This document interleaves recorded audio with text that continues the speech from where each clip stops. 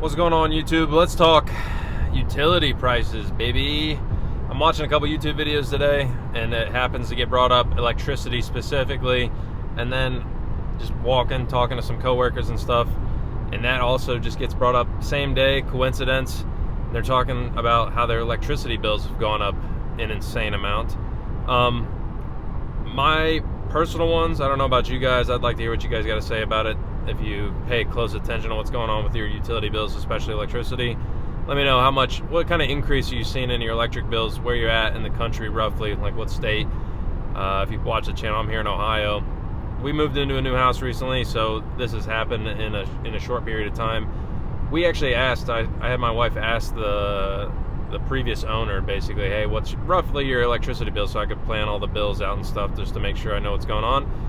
And if I remember correctly, they were like, hey, it's roughly $150 a month. We got central air and gas heat though, so not electric heat, but so there's a decent amount of electricity being used, whatever. We move in, our electricity bill's like $230, $250, so like $80 to $100 more than what they said it was. And I went back and even confirmed with them. I was like, you guys had $150 electricity bill? And they're like, yeah, sometimes under that. And I'm like, what the fuck? And then I'm talking to some coworkers, and like, yeah, within the last couple months here in Ohio, they've seen huge jumps in electricity prices. And it's becoming a big topic just in general, because obviously me and my wife make pretty decent money, I think, especially for where we live in middle of nowhere, Ohio. I mean, we're probably take-homing around a little over $6,000 a month or so, something like that. So $100 isn't end of the world money as far as like, can we afford it? Yeah, but it's still, like, I was doing the rough math, it's like 2% of our take-home pay, 1.5%, 2% of our take-home pay, just to an increase in electricity bill. We make quite a bit more, I would say, than the average, like the median household around here. So you're looking at what? Regular people are making a little bit less. You're looking at maybe 5% increase in just your electricity bill is a 5% detractor from your take-home income. I guess I don't know how to exactly say that, but 5% of your monthly spending goes straight to electricity bill increase, not even flat out. So you're looking at like 10%, depending on how much you're looking at utilities eating.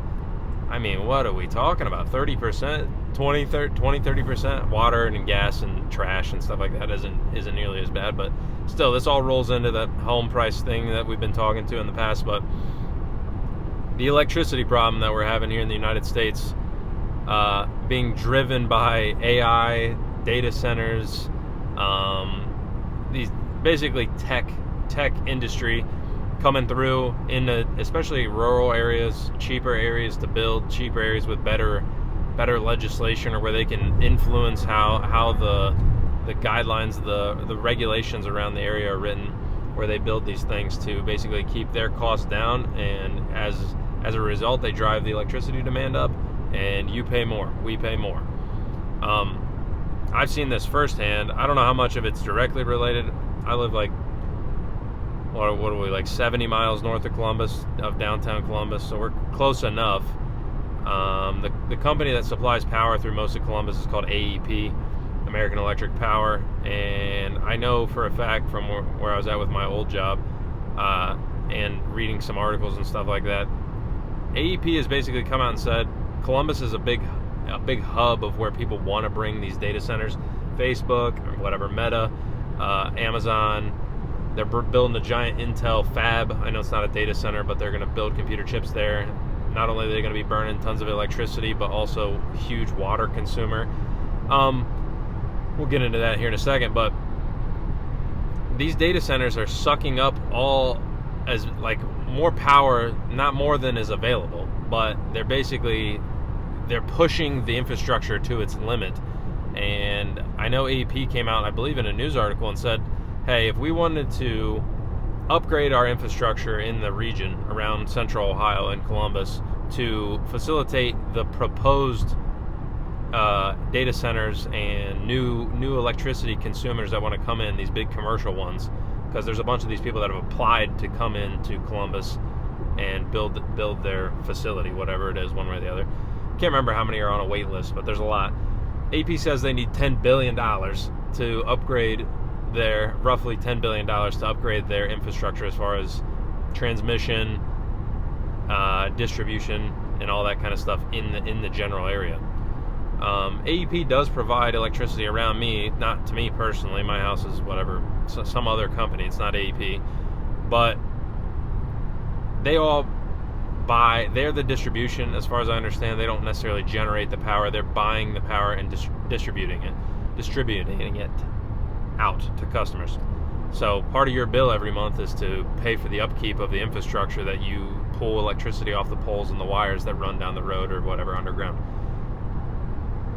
These giant companies come in, suck up huge amounts of power, and eventually there'll be a point where we don't have enough power to basically supply any more. So either they'll stop building them, or they'll just build them elsewhere and start sucking it up from other places. But then your electricity bill just stays higher forever because the demand's higher. And the only way you fix it is either you could charge the commercial people way more if they're using, like a residential customer obviously uses way less, whatever, the hundreds or thousands of kilowatt hours, and these guys are using megawatt hours, whatever it is. They're using way more, exponentially more electricity obviously than a normal home owner or anything like that. So you could charge them more maybe, but the real solution is just generate more electricity. The problem is we're not doing that. I was listening to some and they were bringing up the Ukraine war and the natural gas problem that came out of that. Obviously it impacted electricity prices. We generate a lot of electricity here in the United States with natural gas. Solar, wind, natural gas, hydro, some, not very much, and nuclear. My personal favorite, nuclear, is the big scary one. Apparently everybody that's like over 30 is terrified of nuclear energy because of they watched Chernobyl on HBO or whatever. And we in the United States had 3 Mile Island in Pennsylvania. That disaster wasn't really a disaster, but obviously a mistake, a problem that scared people. And then like Fukushima happened, when was that, like 2011, something like that, in Japan. So people are worried about nuclear, but and I'm a proponent for nuclear energy. I think it's the way to go. We should do that. We should have already been doing it because it takes a long time to build these generation plants, these nuclear generation plants. But it doesn't matter. We need all types. So bring in the solar, bring in the wind, bring in more natural gas. Bring it all, because that's the only way you're going to drive the electricity price down for the regular everyday consumer, is start generating a lot more. And we'll get to a point eventually where it's cost effective, I guess, for these companies to invest the money to build the new infrastructure, the new generation plants. But we should have been doing this a long time ago. We should have been preempting it instead of being reactive. We could be proactive, but would never want to do that. And like I said, with nuclear, I mean, we have a nuclear plant here in Ohio. It's up on Lake Erie. I believe it's outside of Sandusky. I don't remember what that one's called off the top of my head. But there's one there. I think they're pretty cool, honestly. I mean, overall, I understand the technology. I mean, in the cursory way that anybody can understand it. Hot rock boils water, spins a turbine, whatever. But it's much safer nowadays. Build it the right way.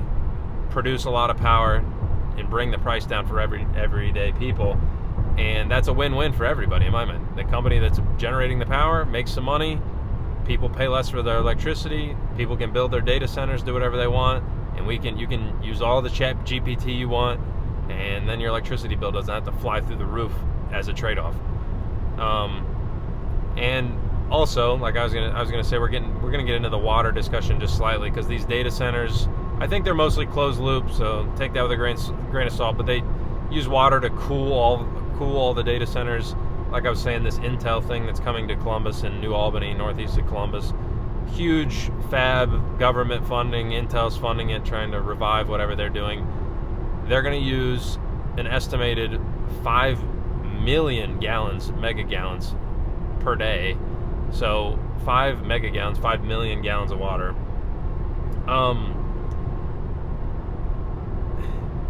For perspective, Ohio State, people know the college, the university down there in Columbus, 100,000 students. I think that counts their satellite campuses. There's like 60 or 70,000 people on main campus, something like that. I can't remember. Uses 2.8 million gallons per day. So they're almost double what a 60,000 person facility uses per day in this fab where they are going to manufacture computer chips in the future. They're going to use the same amount of water that Gahanna, which if you're not from Ohio or around Columbus area, Gahanna is a suburb of Columbus. They're going to use that fab. It is big. It's a 1,000-acre facility where the factories are going to sit. Is going to use the same amount of water as an entire Columbus suburb per day. And it's just like astronomical amounts of power and water that are going to be used. And obviously, Columbus is trying to be reactive. They're building currently a new water plant, like a distribution plant, treatment and distribution facility in Columbus to handle some of this capacity. But don't think that when this Intel facility opens up, or any of these facilities around you, if you have data centers going in around you, that your electricity and water bills won't go up as a result. It's pretty simple. It's a supply-demand problem, and we're not supplying any more. We're not generating any more. We're not creating any more power. We're not treating any more water. We're trying to get there, but as of right now, especially with the electricity, we're falling behind, and we're going to fall behind quick. In 10 years, I don't know where we go.